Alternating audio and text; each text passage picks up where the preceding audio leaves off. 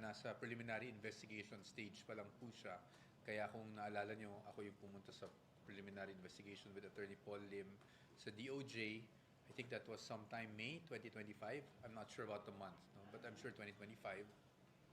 I don't really want to comment now kasi ngayon nakatutok ako sa impeachment. So it will be Attorney Paul Lim that you can contact for any comments regarding yung case na yun sa RTC-QC.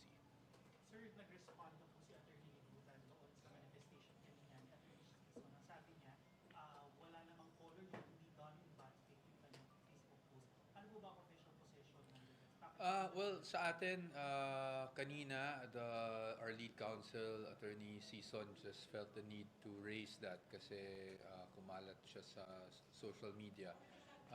I'd like to also respect, of course, si Attorney Ligutan because hindi naman siya nakapagsalita rin kanina. I think bibigyan siya ng time on Monday. So, hindi nila ako mag-comment doon. I think Attorney Sison already expressed what she had to express earlier. I don't want to add on pa to what she said. I also don't want to add on, add fuel to the fire. So, nasabi naman, kailangan nang sabihin, nagsalita na rin ating presiding officer. So, intayin na lang natin sa Monday at in fairness, bigyan din naman natin si Attorney Ligutan ng pagkakataon na magsalita dahil hindi siya nakapagsalita kanina. Sir, but what changes will be made with your strategy, especially with regard to having persons who are not covered by the subjudice rule, especially with the warning from presiding officer? Yung sa spokesperson na suggestion ng ating presiding officer around 2 weeks ago, I already spoke to our client, the Vice President, about it. And I think I'm free naman to disclose that she would prefer talaga that I stay on as counsel. So if ever man, talagang we will just have to get a spokesperson that is outside of the legal team. Although I have to be honest with you, sa ngayon, wala pa kaming nakukuha or na kinakausap man lang. Wala pa po talaga, no? Kasi naging mabilis din yung takbo ng mga nakarang araw. So this is something we'll have to explore further. But in the meantime, I'll have to stay on as a spokesperson with, of course, Attorney Gular also helping me to do the rounds. But I think we have to be extra careful lang talaga with answering.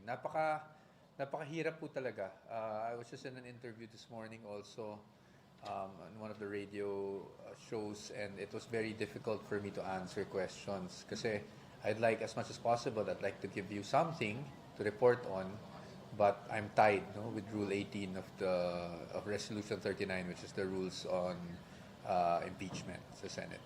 Attorney, ano po yung na-accomplish ng defense panel sa naging cross-examination ni Attorney Ferrer sa testigo regarding po doon sa confidential funds?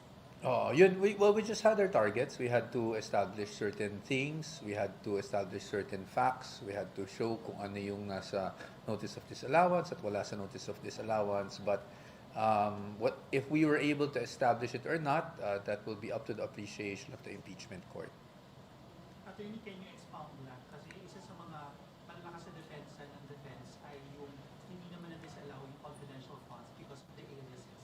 And kanina na-bring up siya during the cross-examination with Attorney Ferrer. Can you expound lang?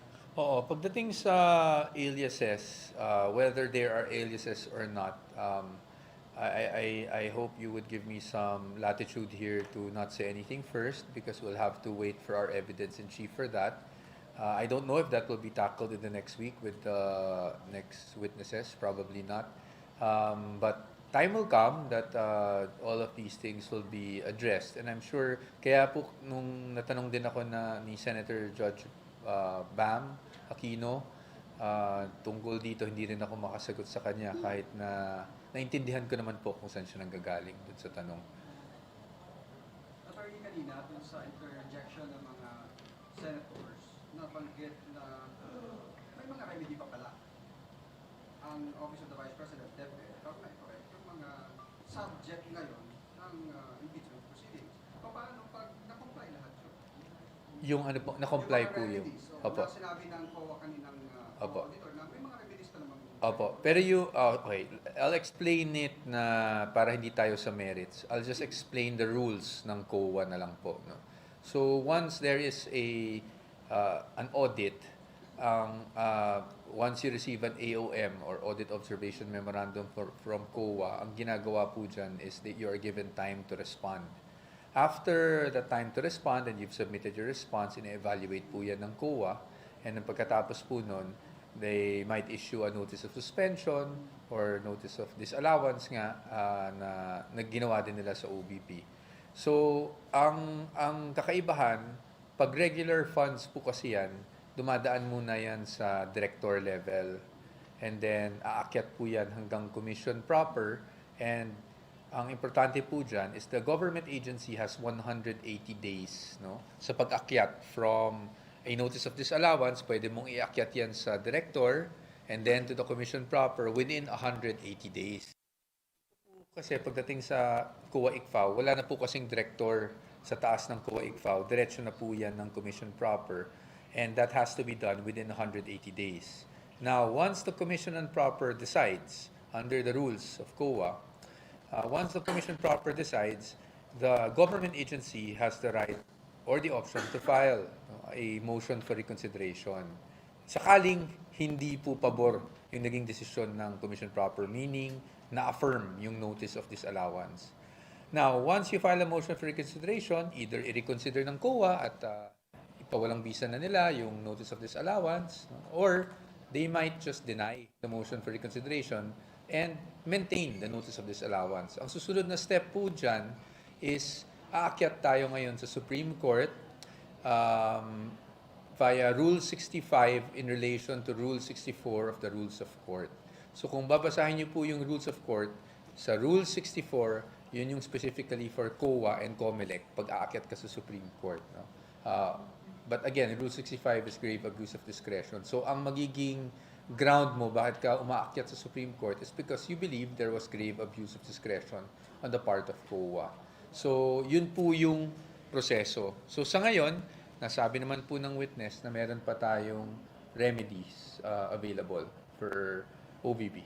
Attorney, baka pwede ka mag-comment kasi nung break kanina na interview ng tropa si Attorney Kapunan, ang sinasabi kasi niya, yung mga anak daw niya, mga lalaki lahat, pero pinalaki daw niya na hindi disrespectful. Expect din daw niya si Attorney Christine na maging respectful din. Ano pong komento niyo? Sa akin, maybe Attorney Christine was highly charged, no? Sabi ko nga, every lawyer has his or her own style, pero I don't think naman that Attorney Christine was disrespectful kanina, so I don't want to comment any further. Pero sa atin, I'm sure there's no intention to disrespect anyone, be it opposing counsel, the witness, or of course the honorable court. Lawyers just have very different styles, no? I'm sure you can tell after seeing different faces, different lawyers the past few weeks. What are we today? 14th day or 15th? 14th day, no, ng impeachment. 15th day, sorry. 15th day ng impeachment. And so, makita mo naman, iba-iba talaga lang ang estilo ng lawyers. But I don't think there was any intention to disrespect anyone. Attorney, follow-up lang. Kasi kanina umaga, medyo parang nagkaroon ng tension between Attorney Ferrer and Attorney Kapunan. But then after the break, parang mas naging kalmado siya sa cross-examination. Did you talk to her? Wala. No, we usually let the lawyers naman handle themselves the way they're used to handling themselves. So, wala namang ganun. I think, siguro nung umaga, yung nature ng questions, nature ng objections, diba? Tapos sa hapon, medyo nag-iba na yung nature of questions. So, ganun lang yun because there's really no intention to disrespect anyone naman on our part. And I'm sure even especially kahit naman yung prosecution nakita naman natin, there's no intention naman to disrespect anyone. Attorney, I might have missed it. Can you elaborate on the response of the defense when it comes to allegations about multiple disbursements in multiple areas in a single day? We cannot do that right now, Ms. Kat, although I'm sure I understand the question. It's just that we cannot discuss that right now because it will be part of our evidence in chief. Attorney, kanina nakita namin tugay talking ni Attorney Tolosa.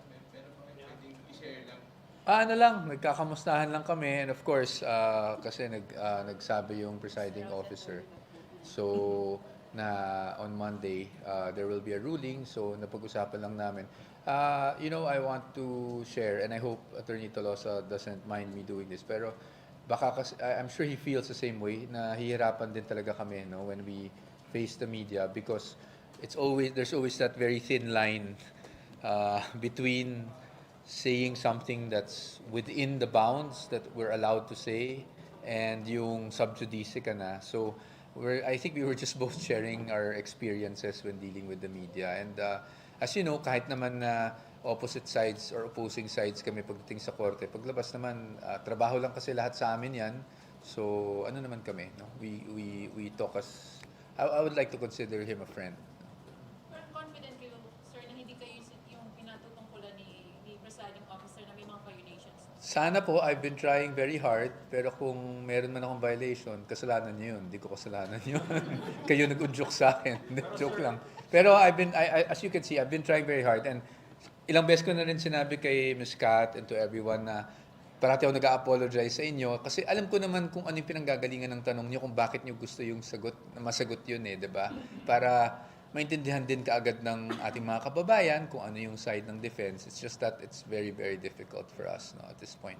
Sa defense, sir, mag-isa ka nagsasalita, almost, no? Pero sa kanila kasi marami. So, do you think nasa kanila yung mga infraction?